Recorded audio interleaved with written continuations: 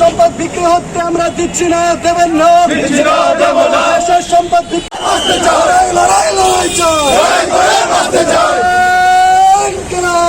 বিক্রি হচ্ছে আমরা দিচ্ছি না, দেবেন না।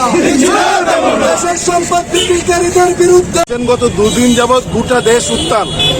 মোদী অমিত শাহের নেতৃত্বে গোটা দেশের সমস্ত জাতীয় সম্পদ প্রায় বলা যেতে পারে বিক্রি করার সিদ্ধান্ত গ্রহণ করেছেন।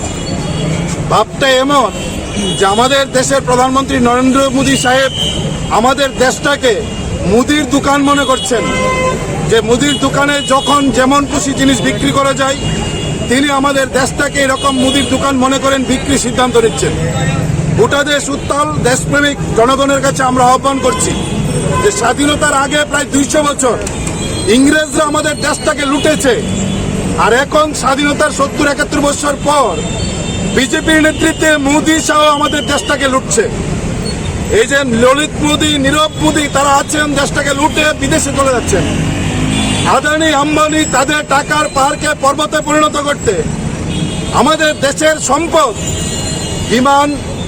বিমানবন্দর, নৌবন্দর, জাতীয় সড়ক, টেলিকম, কলকারখানা, এয়ারপোর্ট, স্টেডিয়াম, এমনকি যে বস্তি, বড় বড় শহরের বস্তি এলাকায় গরিব মানুষ থাকেন ঝুপড়ির মধ্যে, ওই জায়গা পর্যন্ত আমাদের দেশের পুঁজিপতিদের হাতে তুলে দেওয়ার সিদ্ধান্ত নিচ্ছেন। এই ভয়ঙ্কর সিদ্ধান্ত আমাদের দেশের 138 কোটি মানুষের বিরুদ্ধে এই সিদ্ধান্ত গ্রহণ করেছেন। আমরা আজকে বামপন্থী ছাত্র যুবরা আগরতলায় তার নিন্দা জানাচ্ছি, প্রতিবাদ জানাচ্ছি। আমরা দাবি করছি এটা মুদির দোকান না, এখান থেকে এই সিদ্ধান্ত প্রত্যাহার করতে হবে।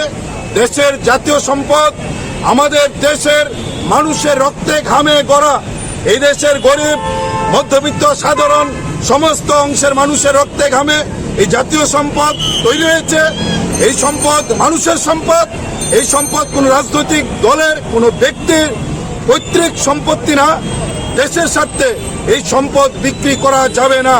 জাতীয় সম্পদ জাতীয় স্বার্থে ব্যবহার করতে হবে, কারোর ব্যক্তির স্বার্থে, কোন দলের স্বার্থে এই সম্পদ বিক্রি করা যাবে না। এই হুঁশিয়ারি দিতে আমরা আজকে রাজপথে নেমেছি। এই লড়াই চলবে। যদি সরকার এই পথে হাঁটেন, দুর্বার আন্দোলন গোটা দেশে বামপন্থী ছাত্র যুবরা তৈরি করবে।